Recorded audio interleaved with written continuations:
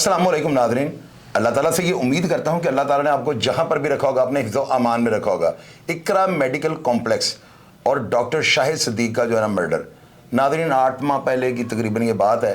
ये मर्डर हुआ तो तूफ़ान ने बदतमीज़ी जो है ना पूरे मीडिया पे बरपा था। हर बंदा इस केस के ऊपर वीलॉग बना रहा है, वाक़यात को रिपोर्ट कर रहा है। और मैंने अपने वीलॉग में निकाल के देख लें, मैंने ये कहा था 7 या 8 महीने बाद ये लड़का बाहर आ जाएगा, बल्कि मैंने 6 महीने कहा था, लेकिन चले 1-2 महीने ऊपर हो जाते हैं, लड़का बाहर आ गया है। इस लड़के का नाम कयूम है। ये डॉक्टर साहब का वो बेटा है जिसके ऊपर ये इल्ज़ाम था कि ये नशा करता है और इसने जो है ना बाहर से यानी लोधरा से गालबन किसी दोस्त को और उसके वालिद चचा वगैरह को हायर करके अपने बाप को मरवा लिया है। मैंने उन दिनों जिन दिनों ये बड़े ज़ोरों में केस था, बड़ी हाइप पकड़ चुका हुआ था, मैंने आपको बाआवाज़े बुलंद कहा था या इसकी वालदा और भाई बयान दे देंगे या किसी भी तरीके से जो है ना कानून के अंदर इतनी लचक होती है, शक का फ़ायदा हमेशा जो है ना मुलज़िम को दिया जाता है, क्योंकि मुलज़िम अदालत का चहेता बेटा है। ये मेजर एक्ट में लिखा हुआ है और अदालत कहती है कि मुझे आप शक डालो, इसका फ़ायदा जो है ना ज़ाहिर है मरने वाला तो मर गया, बेनिफिट ऑफ डाउट जो है ना हमेशा मुलज़िम को मिलता है। और मैंने आपको ये भी बताया हुआ है कि 100 गुनहगार बेशक अदालत से छूट जाएं, अदालत किसी बेगुनाह को सजा देने के हक में नहीं होती। ये मेजर एक्ट के अंदर लिखी हुई बातें हैं।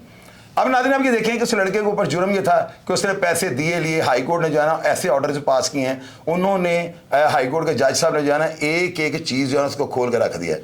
उन्होंने ये कहा है कि गिरफ्तार मुलज़िम यानी ये जो अफराद गिरफ्तार थे वो उनके दिए हुए बयान की ना, जब FIR में मुलज़म का नाम हो या ना हो या ज़िम्मियों में से पकड़ा हो तो रोज़नामचे में इसको गिरफ्तार कर लिया जाए। शर्त यह है कि ये नहीं कि आप एक बंदा पुलिस थाने लेके गया, वो बयान दे रहा है, उसकी कोई वैल्यू नहीं। जब गिरफ्तारी पड़ जाएगी ना, उसके बाद जो भी ज़िम्मी लिखी जाएगी ना, उसके बयानात के हवाले से उनकी कोई वैल्यू नहीं होती, क्योंकि गिरफ्तार मुलज़म जो है ना डर के मारे कुछ भी कह सकता है, अदालत उन बयानात को तस्लीम नहीं करती। एक तो इस चीज़ का उसे एज मिल गया कि गिरफ्तार मुलज़मान ने जो है इसके बारे में कहा कि जिसे हमें कहा था कि मेरे बाप को मार दो। दूसरा, इस केस के अंदर बहुत बड़ा ये पॉइंट था कि कोई भी चीज़ जो है ना डॉक्यूमेंट्री नहीं थी। किसी भी चीज़ का मारने का मुलज़मान के साथ ताल्लुक 40 लाख रुपया या 40 करोड़ रुपया या 4 करोड़ जो भी रकम थी, उसके लेन देन का भी कोई प्रॉपर जो है ना कोई लॉजिकली सबूत नहीं दे सके। इन सारी चीज़ों का जज साहब ने जो है ना फ़ायदा लेते हुए मुलज़िम की बेल ग्रांट कर दी है। अब मैंने इस मुलज़िम का जो है ना जिसका नाम कयूम है, डॉक्टर साहब का जो बेटा है, अरबों खरबों की जायदाद का ये मालिक है। वजह तनाज़ा ये लिखी गई थी कि इस बच्चे ने जो है ना 7 करोड़ की गाड़ी बाप से मांगी थी, जो बाप ने नहीं लेकर दी और इस वजह से इस अपने बाप को मरवा दिया है। इसका भाई जो है मुद्दई बना हुआ था। अब ये 7 जो है ना ये भी गालबन से FIR में मौजूद था। मैंने सारे हालात का और चूँकि लॉ को समझता हूँ, मैंने इतने मुकदमा खुद हैंडल किए हैं। FIR से लेकर जो है ना इंडेक्स पेज जिसमें ये लिखा जाता है कि इस केस का क्या बना, लोगों को इंडेक्स पेज का ही नहीं पता। FIR के साथ अगला पेज है ना इंडेक्स लगा होता है, उसमें डिटेल लिखी जाती है कि इस केस में मुलज़म बरज़मानत है, इश्तिहारी है, मर चुका है, बैरून मुल्क है, जो वाक़यात हालात होना वो लिखने पड़ते हैं। तो मैं इंडेक्स पेज तक जो है ना फॉलो करता हूँ। अब नाज़रीन ये रिहा हो के कल आता है तो मैंने इसको मना कर दिया कि मीडिया को इंटरव्यू ना देना, क्योंकि ये बच्चा सादा है। मुझे जिस तरह उसने बातों का जवाब दिया है ना, आप यकीन कीजिए मुझे अंदाज़ा होगा कि बच्चा इनोसेंट है।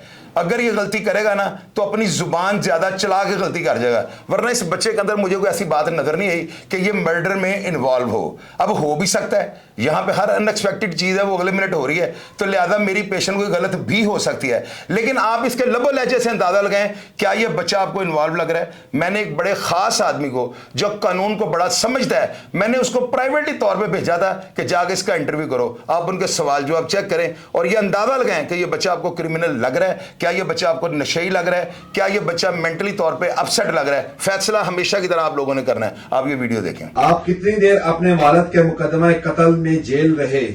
मैं बिस्मिल्लाहिर्रहमानिर्रहीम, मेरा नाम अब्दुल कयूम है। मैं डॉक्टर शाहिद सिद्दीक खान साहब का बड़ा बेटा हूँ। मैं 2 महीने और 8 दिन CIA की हिरासत में रहा हूँ और मैं 5 महीने और 15 दिन 5.5 महीने मैंने जेल हवालात काटी है। टोटल 7.5 महीने मैंने हवालात काटी है।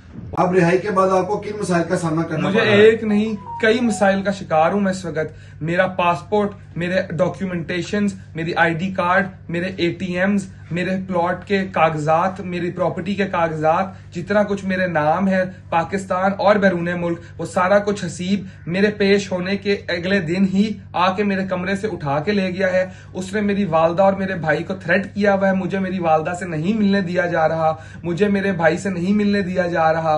उनको थ्रेट किया जा रहा है कि कयूम के पीछे गए या उससे मिले तो उनका अंजाम भी मेरे वालिद की तरह का होगा। क्या ये इंसाफ मुझे मिलेगा? मुझे मेरी इस इंसाफ की रिक्वेस्ट है और मैं ये चाहता हूं कि आप सब मेरा साथ दें और मेरे वालिद के असल मर्डरर तक हमें पहुंचाएं। आपके भाई ने आपको किस वजह से इतनी देर जेल में रखवाया और क्या आप गुनाहगार थे या आपके ऊपर कोई शक किया गया कि आप कोई नशा वगैरह भी करते थे? बिस्मिल्लाह। पहली बात यह है कि मैं अल्हम्दुलिल्लाह नशा वगैरह कोई भी नहीं करता।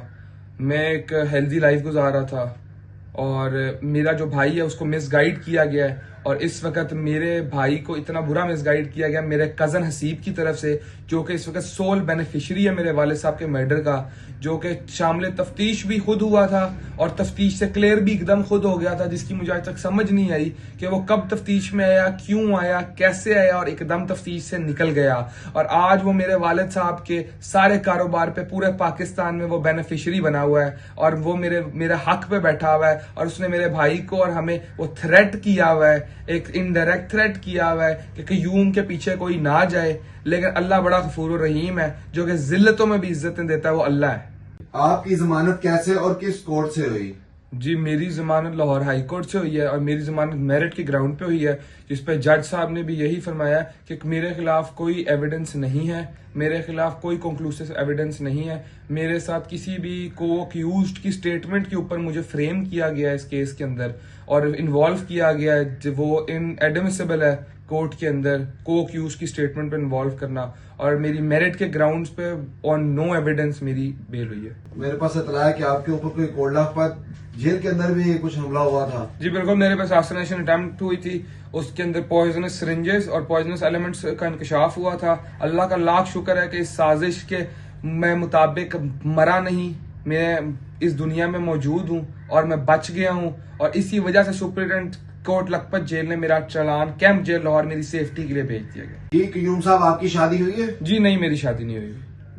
और आखिरी सवाल आपसे, अब रिहाई के बाद आपको किन मसाइल का सामना करना पड़ रहा है और आप क्या चाहते हैं? जी बिस्मिल्लाह, मैं ये चाहता हूँ कि मुझे इंसाफ दिया जाए, मेरिट अदल इंसाफ हुआ जाए मेरे साथ। मुझे जो इस केस के अंदर फ्रेम किया गया है, झूठी तरह फंसाया गया है मेरे ही वालिद के कत्ल में, मुझे इसमें इंसाफ दिलाया जाए, मेरिट के ऊपर फैसला हुआ जाए। मुझे ये मसले का मैं शिकार हूं इस वक्त कि मेरे वालिद के सारे कारोबार पे मेरा कजन हसीब खान इस वक्त सोल बेनिफिशियरी बना हुआ है। मेरे वालिद साहब की प्रॉपर्टियों से, मेरे वालिद साहब के मेडिकल सेंटरों से, मेरे वालिद साहब के बनाए हुए कारोबारों से सारे पैसे जबरदस्ती इस वक्त हसीब ले रहा है। मेरे घर भी कुछ नहीं जा रहा, मुझे भी कुछ नहीं मिला, लेकिन मैं इंशाल्लाह अपना जो हक है, जो मेरे वालिद की चीज है, वो मैं लेके रहूंगा, लीगली लूंगा और मैं इंशाल्लाह ये अपने हक की जंग लड़ूंगा और इसमें कामयाबी पाऊंगा और जीतूंगा इसको। तो नादरीन, ये वो वीडियो थी जो इस बच्चे ने रिहा कर जो है, जिसके ऊपर अपने वालिद डॉक्टर शाहिद सदीक, जो कि इकरा मेडिकल कॉम्प्लेक्स से मालिक होने के अलावा पीटीआई के बड़े मुतहर्रिक और बड़े जबरदस्त सरगर्म रहनुमा थे, उनके कत्ल में ना इनका बेटा ये इन्वॉल्व था। इस बच्चे को जो है ना अपने ही बाप के कत्ल में गिरफ्तार किया गया हुआ था। बातें आपने सुन ली हैं, कमेंट बॉक्स जो है ना बड़ा मुंतज़िर है आपके जवाबात के लिए और मैं हमेशा की तरह, मुझे आप गाली भी निकालते हैं ना, मैं उसका भी जवाब देता हूं, लेकिन यार ना निकाला करें, क्योंकि मैं बड़ी मेहनत से काम करता हूं और तमाम वो हालात जो कोई आपके सामने न रख सके मैं जुर्रत करता हूं। मेरा हौसला जब बढ़ाया करें, मुझे हौसला अफजाई दिया करें, मुझे आपसे किसी चीज़ का लालच नहीं है और इस प्रोग्राम में मैं आपको रिप्लाई करने की कोशिश करूंगा। अपना ढेर सारा ख्याल रखिएगा जी। पाकिस्तान जिंदाबाद।